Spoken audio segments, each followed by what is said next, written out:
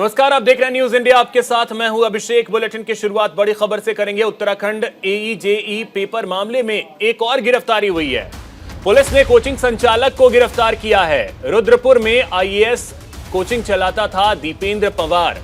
पूर्व बीजेपी नेता संजय धारीवाल का रिश्तेदार है। जल्द ही कई और गिरफ्तारियां होने की उम्मीद है। अब तक 25 आरोपियों पर गैंगस्टर एक्ट लग चुका है। तो ये बड़ी खबर इस वक्त की आपको बता रहे हैं। रुद्रपुर में आईएएस कोचिंग चलाता था दीपेंद्र पंवार, जिसे गिरफ्तार कर लिया गया है। अब तक कुल 25 आरोपियों पर गैंगस्टर एक्ट लगाया जा चुका है। एईजेई पेपर मामले में एक और गिरफ्तारी हुई है।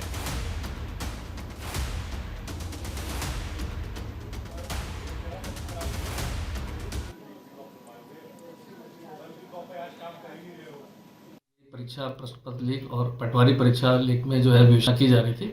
इसमें पूर्व में 35 अभियुक्तों की गिरफ्तारी इसमें विभिन्न परीक्षाओं दोनों परीक्षाओं में की जा चुकी है। साथ ही साथ इसमें एक नई गिरफ्तारी एईजेई परीक्षा में लिखी गई, जिसमें कोचिंग इंस्टीट्यूट का संचालक जो रुद्रपुर का निवासी आईएएस कोचिंग एकेडमी चला रहा था दीपक पवार, इसकी गिरफ्तारी की गई है। समस्त साक्ष्यों के आधार पर यह व्यक्ति खुद भी विभिन्न छात्रों से इसने जो है अपने विभिन्न अकाउंट में पैसे लिए थे। साथ ही साथ खुद भी परीक्षा के लिए बिहारीगढ़ एक रिजॉर्ट में पूर्व में आया था, परीक्षा से पूर्व में आया था। समस्त साक्ष्यों के आधार पर इसकी गिरफ्तारी की गई है। साथ ही साथ पूर्व में 7 अभियुक्तों पर गैंगस्टर एक्ट की कार्रवाई की गई थी। इसको बढ़ाते हुए अब कुल 25 अभियुक्तों पर जो एईजेई परीक्षा में शामिल थे नकल माफिया और जो पटवारी परीक्षा में भी शामिल थे, 25 लोगों पर गैंगस्टर एक्ट लगाई गई है। तो अधिक जानकारी के साथ सहयोगी संजय पुंडिर हमारे साथ जुड़ रहे हैं। संजय, क्या जानकारी, कैसे ये सफलता मिली? इसे पटवारी पेपर लीक प्रकरण हो या एईजेई मामला हो, दोनों ही मामलों में लगातार एसआईटी अपनी कार्रवाई कर रही है। हालांकि जिस तरह से एक के बाद एक गिरफ्तारी कर रही है, उसमें जो नकल माफिया है या फिर जो इसमें मुख्य आरोपी रहे हैं वो कहीं ना कहीं फरार है। और जिस तरह से 25 लोगों पर कार्रवाई हो चुकी है, हालांकि इसमें 19 लोगों को जेल भेजा जा चुका है और ताजा मामला भी आप देख सकते हैं कि इसी से जुड़ा हुआ है। हालांकि एक कोचिंग संचालक था दीपेंद्र पंवार, वो कहीं ना कहीं गिरफ्तार हुआ है और इसके साथी का जो संजय धारीवाल, वो अभी कहीं ना कहीं पुलिस की गिरफ्त से बाहर है। यानी कहा जा सकता है कि जिस तरह से मुख्यमंत्री पुष्कर सिंह धामी ने कहा है कि आरोपी कोई भी हो वो बख्शा नहीं जाएगा, उसमें अभ्यर्थी हो, अधिकारी हो या फिर कोई नेता हो, उन पूरे मामले को लगातार लेकर जो एसआईटी है वो लगातार अपनी कार्रवाई कर रही है। और एसएसपी ने भी साफ कर दिया है कि जिस तरह से एक के बाद एक गिरफ्तारी हो रही है, गैंगस्टर की कार्रवाई भी हो रही है। हालांकि जो इसमें अन्य आरोपी फरार चल रहे हैं उनको भी पकड़ने की जल्दी बात कही जा रही है। अभिषेक, तो इसमें हम क्या और बहुत जल्द देख सकते हैं कि गिरफ्तारियां और हों, और उम्मीद क्या की जाए? क्योंकि पेपर लीक को लेकर के सख्त कानून बनाने वाला राज्य भी उत्तराखंड ही है, लेकिन एक्शंस को लेकर के बहुत बार सवाल उठ जाते हैं कि विलंब आखिर होता क्यों है? देखिए अभिषेक, आपको बता दें, लगातार इस पूरे मामले को लेकर जो विपक्ष था वो सरकार पर हमलावर था। हालांकि उन्होंने इतना ही नहीं, उन्होंने ये भी कहा है कि जो बड़े मगरमच्छ है वो कहीं ना कहीं ऐशो आराम की जिंदगी जी रहे हैं और जो छोटे आरोपी हैं वो सलाखों के पीछे भेजे जा रहे हैं। जिसके बाद लगातार ही मुख्यमंत्री पुष्कर सिंह धामी ने एसआईटी को निर्देश किया था कि आरोपी कोई भी हो, नेता हो, अधिकारी हो, उसे जेल भेजा जाएगा। हालांकि इस पूरे मामले को लेकर जिस तरह से एक के बाद एक गिरफ्तारी हो रही है और जो इसमें मुख्य आरोपी था वो भी गिरफ्तार हो चुका है। हालांकि जो इस मामले से अन्य आरोपी जुड़े हुए हैं उन्हें भी जल्द पकड़ने की बात कही जा रही है। चलिए ठीक है संजय, तो आप हमारे साथ बने रहें, आगे भी अपडेट आपसे खबरों पर लेते रहेंगे। उत्तराखंड का बजट सत्र समाप्त हो गया है। इस बार बजट सत्र में कई महत्वपूर्ण फैसले लिए गए, लेकिन विपक्ष सरकार के फैसले से खुश नजर नहीं आ रहा है। भराड़ीसैंण बजट सत्र से लौटने के बाद कांग्रेस विधायक प्रीतम सिंह ने धामी सरकार पर हमला बोला है। प्रीतम सिंह ने कहा कि सरकार सदन में विपक्ष के सवालों से बचना चाहती थी, इसीलिए बजट सत्र को आधे में ही समाप्त किया गया।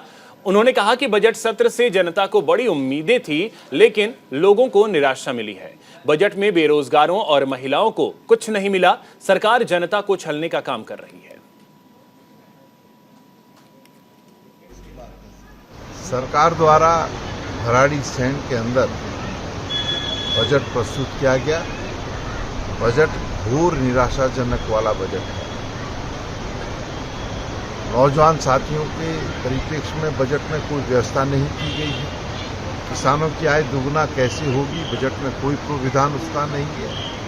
पर्वतीय क्षेत्र से पलायन हो रहा है, उस पलायन को रोकने के लिए सरकार क्या कर रही है वो व्यवस्था इसमें नहीं है। देवी आपदा वाला ये राज्य है, यहाँ देवी आपदा लगातार आती रहती है। जो लोग प्रभावित है उनको समुचित मुआवजा देने की कोई व्यवस्था नहीं। गैरसैंण की उपेक्षा करने का आरोप लगाते हुए कांग्रेसी कार्यकर्ताओं ने मुख्यमंत्री पुष्कर सिंह धामी का पुतला दहन किया। ब्लॉक अध्यक्ष दान सिंह नेगी के नेतृत्व में कांग्रेसी कार्यकर्ताओं ने गैरसैंण मुख्य तिराहे पर जमा होकर धामी सरकार के खिलाफ नारेबाजी की और पुतला दहन किया। ब्लॉक अध्यक्ष दान सिंह नेगी ने कहा कि 2 साल के बाद गैरसैंण में बजट सत्र हुआ, जिससे यहां की जनता को काफी उम्मीदें थी। इस बार गैरसैंण के विकास के लिए सरकार कोई बड़ी घोषणा करेगी, लेकिन इसके उलट सरकार ने पूरे बजट सत्र में गैरसैंण का नाम भी नहीं लिया, जिसका हम विरोध करते हैं।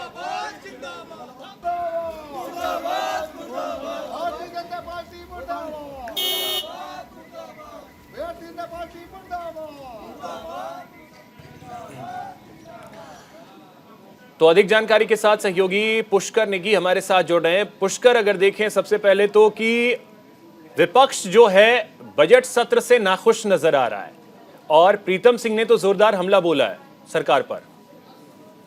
बिल्कुल, देखिए अभिषेक, आपने सही कहा कि विपक्ष की तो हमेशा सही, चाहे सरकार है कोई भी हो, चाहे भाजपा की हो, चाहे आपकी कांग्रेस की, तो प्रत्येक विपक्ष जो है एक दूसरे पे आरोप लगाते रहते हैं। हालांकि जब भराड़ीसैंण का जो बजट 17,000 करोड़ का जो रुपए का जो बजट था उसको संसद में पारित कर दिया गया। उसके बाद जब प्रीतम सिंह जब कल लौटे तो कल शाम को उन्होंने कर्नाटक में जो है एक प्रेस कॉन्फ्रेंस की। वहां पे इनका सीधे सीधे कहना था कि सरकार दावे तो बहुत करती है, लेकिन चाहे वो गरीब तबके के लोग हों, बेरोजगार लोग हों, युवा लोग हों, या आपके जो पेपर लीक घोटाले का मामला हो, तमाम सारे अंकिता हत्याकांड वाला मामला हो, इस पर चर्चा नहीं हो पाई संसद में। तो इसको लेकर जो है प्रीतम सिंह हमेशा से ही उत्तराखंड सरकार पर हावी रहते हैं। हालांकि गैरसैंण को लेकर जिस तरह से जो एक उम्मीद लगाए बैठे हुए थे पूरी जनता गैरसैंण की या जनपद चमोली की, कह सकता हूं कि गैरसैंण को जो है एक पैकेज मिलेगा, लेकिन इसका भी यहाँ पे अनदेखा किया गया। उसका आपने सीधा सीधा उदाहरण देखा होगा कि कांग्रेस जो विपक्षी पार्टी है उसने जो है गैरसैंण में जो है मुख्यमंत्री पुष्कर सिंह धामी का पुतला भी फूंका और उसके बाद जो है गंभीर आरोप लगाए। क्योंकि अभिषेक, सबसे बड़ी बात यह है कि पिछली जब सरकार थी, जब 2 साल बाद पहले यहाँ सत्र हुआ था, तो उस समय जो है पूर्व मुख्यमंत्री मुख्यमंत्री जो थे उन्होंने जो है यहाँ पे 25,000 करोड़ रुपए की जो घोषणा की थी कि यहाँ पे जो है मिनी सचिवालय बनेगा या तमाम सारे जो भी यहाँ पे डेवलपमेंट होगा, उसका भी जो है सरकार का विरोध यहाँ पे जो है विपक्ष ने किया है कि इस पर कोई चर्चा नहीं हुई। हालांकि जिस तरह से यहाँ पे कांग्रेस ने सीधे सीधे आरोप लगाया है कि गैरसैंण का नाम तक नहीं लिया गया, जो आपने देखा होगा कि किस तरह से यहाँ पे पुतला फूका गया, तो कहीं ना कहीं गैरसैंण को जो 2 साल के बाद जब यहाँ पे ग्रीष्मकालीन राजधानी में सत्र होता है, गैरसैंण की जो जनता है, चाहे आम नागरिक है, यहाँ पे आस लगाए हुए बैठे थे कि कोई घोषणा हुई, लेकिन घोषणा नहीं हो पाई। उसके बाद जो है विपक्ष लगातार जो है सरकार पे हावी रहा है। कहीं ना कहीं कांग्रेस ने केवल यही तो ऐसे में पुष्कर, कांग्रेस का आगे कार्यक्रम क्या, कि इस मुद्दे को आगे लेकर के कांग्रेस कैसे जाएगी? बिल्कुल बिल्कुल, देखिए अभिषेक, आपने सही कहा कि कांग्रेस जो है उत्तराखंड में जो है अपना वर्चस्व ढूंढने में लगी हुई है। कहीं हाथ जोड़ो यात्रा होती है तो कहीं जो है तमाम सारे जो है वादे किए जाते हैं कांग्रेस से, चाहे बेरोजगारी हो, चाहे आपका जो महंगाई हो, तमाम सारे मुद्दों को लेकर कांग्रेस जो है सड़कों पे है। हालांकि अगर मैं जनपद चमोली की बात करूं अभिषेक, तो जनपद चमोली जब उत्तराखंड अलग ही नहीं हुआ था तो जनपद चमोली एक ऐसा जिला था कि जो यूपी के टाइम पे भी जो है हावी रहा था। जब यूपी में हम लोग रहते थे तो उस समय भी जो है यहाँ के जो मुख्यमंत्री होया करते थे, जो पूर्व से निशंक हैं, उन्होंने भी जो मुद्दा उठाया था। लेकिन जिस तरह से जब कांग्रेस की गवर्नमेंट बनी और उसके बाद जो चलिए ठीक है, राजधानी का मुद्दा विपक्ष है, सरकार पर हमलावर रहेगी ही, इसमें कोई दो राय नहीं है। आप नजर बना करके रखिए खबरों पे, आगे भी अपडेट आपसे लेते रहेंगे। फिलहाल के लिए बहुत शुक्रिया आपका। अब बात करते हैं 23 मार्च को उत्तराखंड की धामी सरकार को 1 साल पूरे होने जा रहे हैं। इस मौके पर सरकार और संगठन स्तर पर तैयारियां जोरों पर हैं। धामी सरकार के बेमिसाल 1 साल को सेलिब्रेट करने के लिए कई कार्यक्रमों की रूपरेखा तैयार कर ली गई है। प्रदेश महामंत्री आदित्य कोठारी ने बताया कि सरकार के 1 साल पूरे होने पर हर जिले में महामंत्री विकास पुस्तिकाओं का विमोचन करेंगे। हर विधानसभा में समाज कल्याण विभाग द्वारा कैंप लगाया जाएगा, जिसमें सरकार की तमाम जन कल्याणकारी योजनाओं के संबंध में जानकारी दी जाएगी। इसके अलावा सरकार अपनी उपलब्धियों को लेकर पत्र तैयार करेगी, जिसे भाजपा कार्यकर्ता जन जन तक पहुंचाने का काम करेंगे।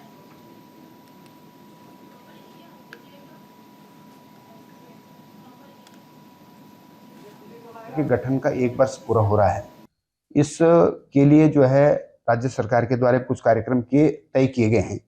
जैसे 23 मार्च को जो जिले के प्रभारी मंत्री हैं वो विकास पुस्तिकाओं का विमोचन करेंगे और प्रत्येक विधानसभा में भी समाज कल्याण विभाग के अलग अलग स्थानों पर अलग अलग तिथियों में कैंप लगाए जा रहे हैं और सरकार की योजनाओं का लाभ लेने के लिए जैसे किसान सम्मान निधि है, वृद्धावस्था पेंशन है, विधवा पेंशन है, विकलांग पेंशन और बहुत सारे जो काम रहते हैं उनके समाधान के लिए भी जो ये कैंप लगाए जाएंगे। हरिद्वार पुलिस विभाग में बड़ा फेरबदल किया गया है। बड़ी खबर आपको बता दें, सालों से एक ही जगह तैनात पुलिस कर्मियों के तबादले किए गए हैं। एसएसपी अजय सिंह ने फेरबदल किया है। करीब 308 कांस्टेबल और हेड कांस्टेबलों का तबादला किया गया है। एसएसपी ने बताया कि बेहतर और पारदर्शी प्रशासनिक व्यवस्था बनाने के लिए यह तबादले किए गए हैं। हरिद्वार के ज्वालापुर कोतवाली से बहादराबाद थाना, झबरेड़ा थाना से कोतवाली भगवानपुर, लक्सर कोतवाली से कोतवाली गंगनहर समेत कई थाना कोतवाली से तबादले किए गए हैं।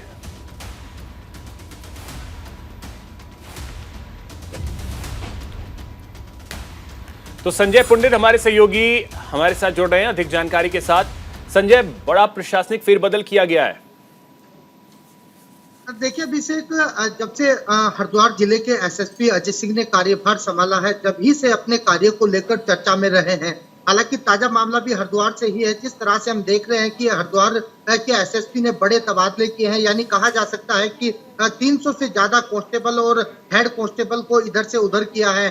आप देख सकते हैं कि किस तरह से एक लिस्ट तैयार हुई है। उस लिस्ट में देखा जा सकता है कि जो सिडकुल थाने में थे उन्हें बहादराबाद भेजा गया है, तो लक्सर थे उन्हें कोतवाली गंगनहर भेजा गया है और जो कोतवाली गंगनहर थे उन्हें भगवानपुर भेजा गया है। यानी 300 से ज्यादा हेड कांस्टेबल और कांस्टेबल के तबादले किए गए हैं। हालांकि इस पर हरिद्वार के एसएसपी अजय सिंह ने कहा है कि कार्य को और बेहतर करने के लिए इन के तबादले किए गए हैं, क्योंकि हमने देखा है कि हरिद्वार जिला एक ऐसा है, कई जिलों यूपी समेत कई जिलों से राज्यों से भी लगा हुआ है। यानी अपराध को कम करने के लिए ये एक बड़ा फेरबदल किया गया है। हालांकि इतना ही नहीं, जिस तरह से हम बीते दिनों से देख रहे थे कि जो कांस्टेबल सालों से एक ही थाने में तैनात थे उनके भी कहीं ना कहीं तबादले किए गए हैं। और जिस तरह से हम देखते हैं कि ग्रामीण क्षेत्रों में कई सालों से जो कांस्टेबल होते हैं वो पड़े रहते हैं, यानी उनकी कुर्सी भी इधर से उधर की गई है।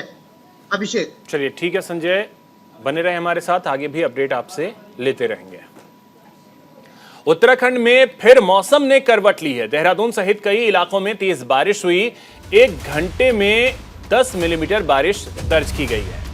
बारिश और बर्फबारी की वजह से तापमान में गिरावट देखने को मिली है। पर्वतीय इलाकों में बर्फबारी के आसार नजर आ रहे हैं। निचले इलाकों में ओलावृष्टि की भी चेतावनी दी गई है।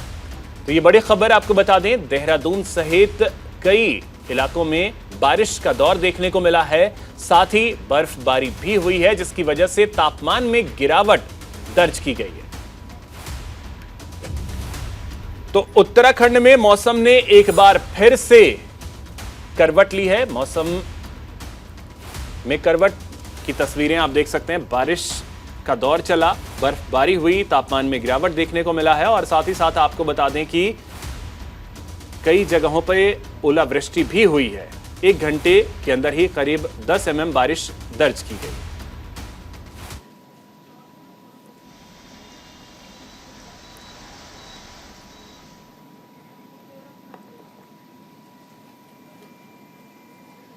खबर चमोली से है, जहां देर रात से हो रही बारिश से जनजीवन अस्त व्यस्त हो गया है। बद्रीनाथ धाम सहित हेमकुंड साहिब में बर्फबारी से तापमान में भारी गिरावट देखने को मिली। कई क्षेत्रों में ओलावृष्टि से आलू और सेब की फसल को नुकसान पहुंचा है। मौसम विभाग ने अगले 2 दिनों तक बारिश और बर्फबारी की चेतावनी जारी की है।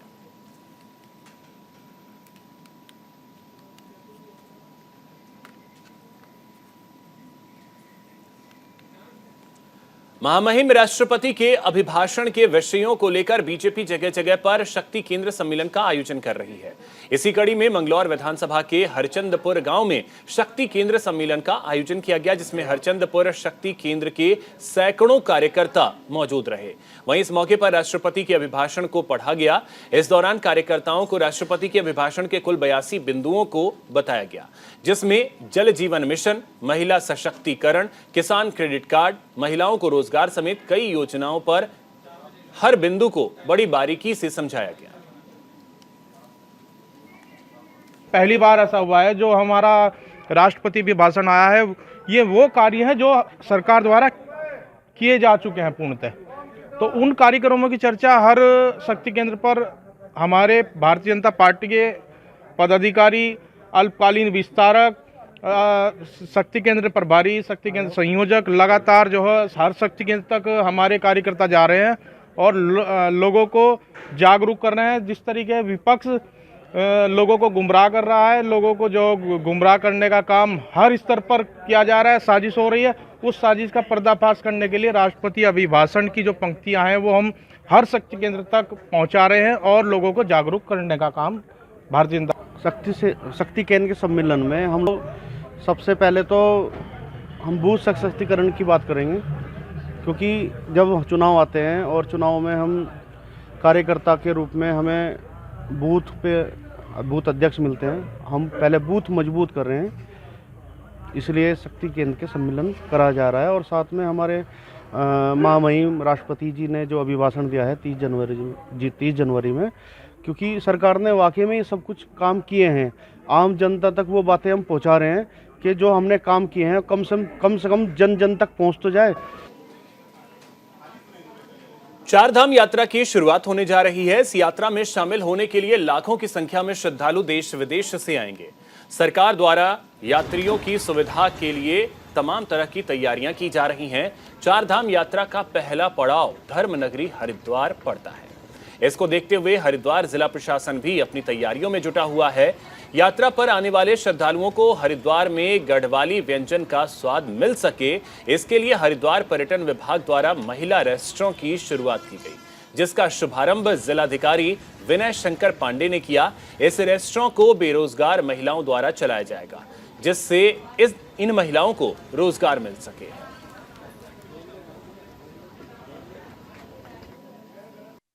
इसमें हमने एक तो हमारा जो पहाड़ी व्यंजन है वो सब बनाए जाएंगे। हम चाह रहे हैं कि यहाँ कस्टमर रुके और थोड़ा सा टास हो, उसमें हम लोग गोलगप्पे, टिक्की और ये सब लगा रहे हैं। ये सब चीज़ें भी महिलाएं ही तैयार कर रही है। वो मिलेगा 20 महिलाओं को कम से कम। अभी हमने जो सोचा है तो कपड़े के थैले, कपड़े की ही चीज़ यूज़ करी जाएगी। हमारे यहाँ शॉप्स पे कोई भी प्लास्टिक की चीज़ नहीं मिलेगी। उद्देश्य ये है कि हमने थोड़ा सा जैसे हमने सर्च किया था, बहुत सी ऐसी महिलाएं हैं जिनको काम की आवश्यकता है। तो जब हमारे यहाँ आती है महिलाएं कि हमें काम चाहिए, तो हमने यही सोचा कि महिला खाना सबसे अच्छा बनाती है। यही सोचते हुए मैंने पर्यटकों का ध्यान रखते हुए इन लोगों को महिला रेस्टोरेंट खुलवाया। पर्यटन विभाग का ये राही मोटल है और आप लोगों को पता होगा कि पहले यहाँ काफ़ी कूड़े के ढेर और गंदगी रहती थी और बड़ा अभिनव प्रयास किया है। और नेचर महिला स्वयं सहायता समूह ने यहाँ पर गढ़वाली व्यंजनों का एक बहुत अच्छा सा छोटा रेस्टोरेंट भी आप कह सकते हैं इसको, एक स्टॉल लगाया है। 10 महिलाओं को इसमें प्रत्यक्ष रूप से रोजगार मिल रहा है। साथ ही साथ हमारे पहाड़ के व्यंजनों का इसका प्रचार प्रसार भी अच्छा होगा और इन महिलाओं की इनकम भी बढ़ेगी और ये यहाँ पर जो गंदगी थी वो भी खत्म हो गई। धर्मनगरी हरिद्वार की बेटी आरती ने उत्तराखंड का नाम रोशन किया है। आरती ने लुधियाना, अमृतसर और पटियाला में आयोजित किए गए खेलो इंडिया लीग गेम्स में साइकिलिंग में शानदार प्रदर्शन करते हुए 2 स्वर्ण, 3 रजत और 6 कांस्य सहित कुल 11 पदक अपने नाम किए। इसके पहले 2018 में रुद्रपुर में आयोजित राज्य ओलंपिक खेलों में 2 स्वर्ण और 2020 में ब्रॉन्ज मेडल भी जीत चुकी हैं। पदक विजेता आरती ने सरकार से मांग करते हुए कहा कि इस खेल में उसकी मदद की जाए, जिससे वह देश का नाम विदेशों में भी रोशन कर सके।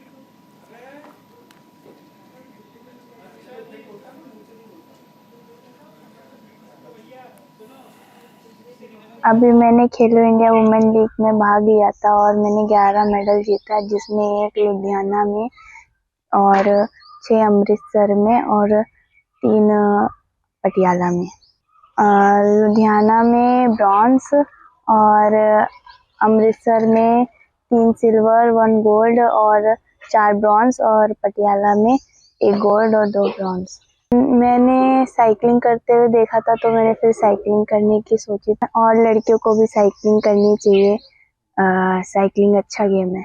नहीं अभी तो हमें खुद ही खरीदनी पड़ रही है, तो चाहते हैं कि सरकार हेल्प करे साइकिल खरीदने में। भैया साइकिलिंग देखते थे बच्चे, इन्होंने एक बार मैं इनको एशियन गेम्स दिखाने ले गया था दिल्ली, तो वहाँ देखा इन्होंने साइकिलिंग का गेम, तो इनका प्रेरणा मिली। फिर इन्होंने वहाँ के ट्रायल पास किए और उसके बाद उत्तराखंड ओलंपिक इन्होंने खेला तो उसमें 2 गोल्ड मेडल आए इसके, तो उससे और इसको इंक्रीज हुआ। फिर इन्होंने खेलो इंडिया टेस्ट भी क्वालिफाई कर लिया था। फिर ये खेलो इंडिया में कुछ दिन नेहरू स्टेडियम में, वहाँ इंदिरा गांधी स्टेडियम में रही है। अभी इसने 11 मेडल जीते टोटल। ये रोज का शेड्यूल है इसका, कभी 120 किलोमीटर है, 150 है, 2 मतलब 90 40, मतलब अलग अलग दिन का अलग अलग शेड्यूल रहता है। रुड़की क्षेत्र के आसपास दुकानदारों पर माप तोल को लेकर अब बाट माप तोल विभाग सख्त कार्रवाई करेगा।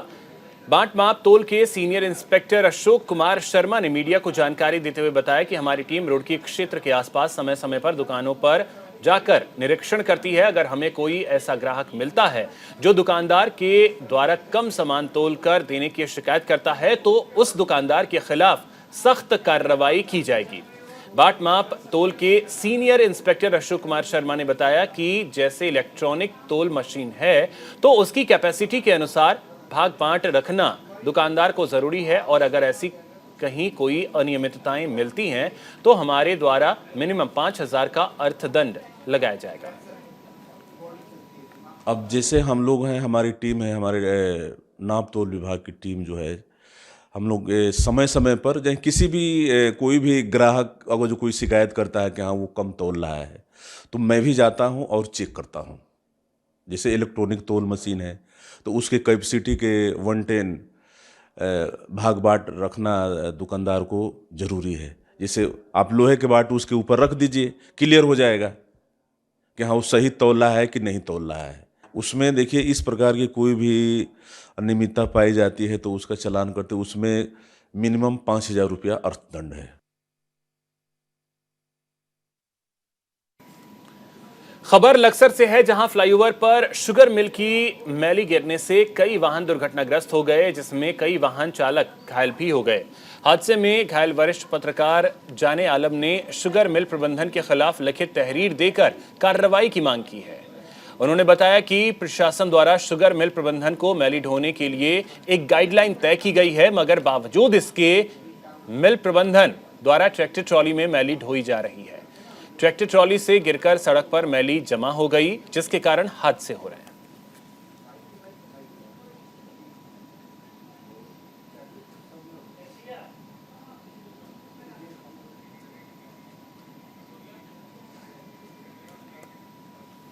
इसी के साथ इस बुलेटिन में इतना ही। नमस्कार।